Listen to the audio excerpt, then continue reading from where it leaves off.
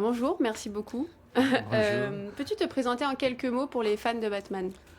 Ah ouais, je m'appelle Michael Khani, je suis dessinateur depuis 9 ans, qui je viens de travailler pour DC Comics. Euh, j'ai fait le Justice League Dark, c'est mon premier grand titre dans DC. Et après ça, j'ai dessiné Grayson, oui, avec Tom King et Tim Sale. Et maintenant, je suis en train de dessiner Batman avec Tom King. Ok, vas-y. Comment se passe la collaboration avec Tom King sur le titre Batman? Bon, quand j'ai commencé à travailler avec Tom, c'était dans Cresson. Alors, ça a été 2 années. Nous avons appris à travailler l'un avec l'autre. Donc, nous avons commencé le travail à Batman, il venait dans travaux antérieurs. Alors, c'était plus facile.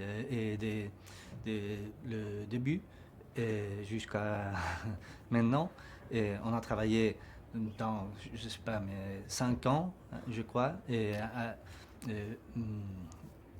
so- Non, pardon, et beaucoup de pages ok. ensemble. Alors, on se connaît bien et c'est facile, je crois, pour lui et pour moi. Tout le monde s'accorde dessus. Votre dessin est très fort, très particulier. Nous, on adore. On est très fans sur le Merci site. beaucoup. Merci. Comment vous concevez votre travail et comment Mon vous... travail, bon, je crois que c'est bien plus réaliste que cartoony. J'ai usé des euh, 3D 3D? software Ouais. pour faire des références avec des modèles, puis pour les personnages, les positions et tout ça, Mhm. et les backgrounds, Oui, les fonds oui. des panneaux. Et, et avec tout ça, et bon, je descends je crois que toute ma vie, et j'ai appris aussi à l'école, et j'avais des classes de peinture. J'ai pris des classes de peinture quand j'étais petit, et j'ai étudié architecture. Avec tout ça, je crois que ça, ce que définit mon Oui, justement, style. vous avez dit Ouais. hier, vous étiez architecte avant d'être Ah ouais, dessinateur, donc ça, ouais. est-ce que ça a aidé du coup? Est-ce que c'est, Oui, vous oui, prenez absolument, ce, absolument. En fait, quand j'ai fini l'école, je voulais essayer de devenir dessinateur. Je parlais avec mon papa, je vais aller en Barcelone, qui c'était pour moi comme la cité, le centre en Espagne de BD, de comic book, tout ça. Mais c'était compliqué. Et ce que je fais, j'ai décidé d'étudier l'architecture pour que j'ai vu que c'était ah, le plus proche un passage, ah oui. pas un passage parce que c'était très long.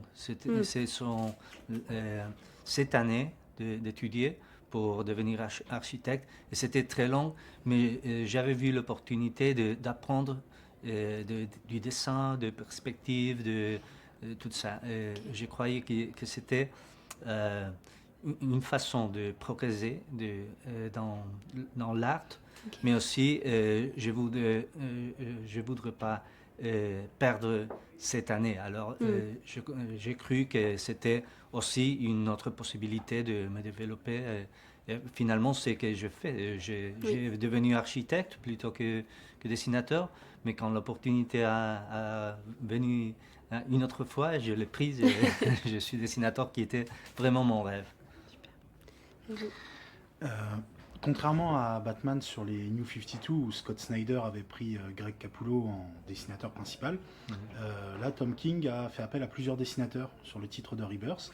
Est-ce que vous auriez aimé dessiner vous-même la série entièrement ou est-ce que Ou le cette... travail en équipe, Oui, ça vous convient? absolument. Je préférerais être le seul dessinateur de Batman, mais c'est impossible.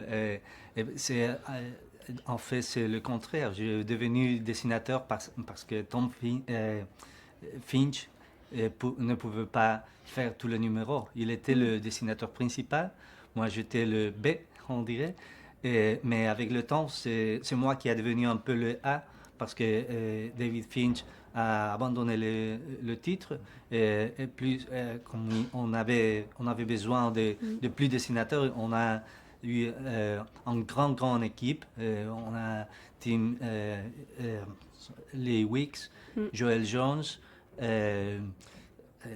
Mitch Gerrard and Clayman. So sorry. Non, no problem. Pardon par les mots d'anglais, mais De bifurquer. un peu de court-circuit. Et c'est une grande opportunité de ne seulement pas de connaître leur travail, mais de se spoiler un peu vous savez, comme des compétences. Oui. Je crois que c'est bon pour les séries, pour moi et pour eux, probablement. Super. Et il y a un événement très marquant dans la série Rebirth, c'est le mariage de Batman et Catwoman, Ah ouais. évidemment. Qu'est-ce que vous avez ressenti à propos de ça, même de dessiner une partie, qu'est-ce que ça a été pour vous? Bon, je savais de la première notice que j'ai eue de mon éditeur, je savais que c'était le plus grand chose que je pouvais travailler avec Batman. Et c'était une grande opportunité. J'étais un peu nerveux, mais au début, il a été comme, on va faire, après ça, il vient le mariage. Le mariage, oh, j'espère que je peux prendre un peu de ce job pour moi.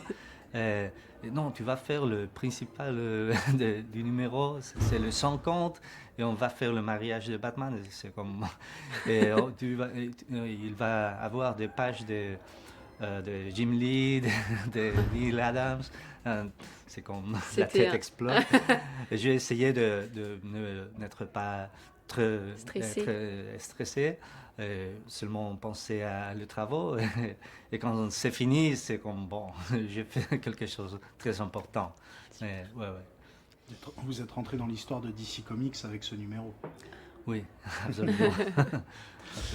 Je voulais savoir, depuis le début de Rebirth, Tom King utilise beaucoup de personnages sur la série Batman, beaucoup de méchants.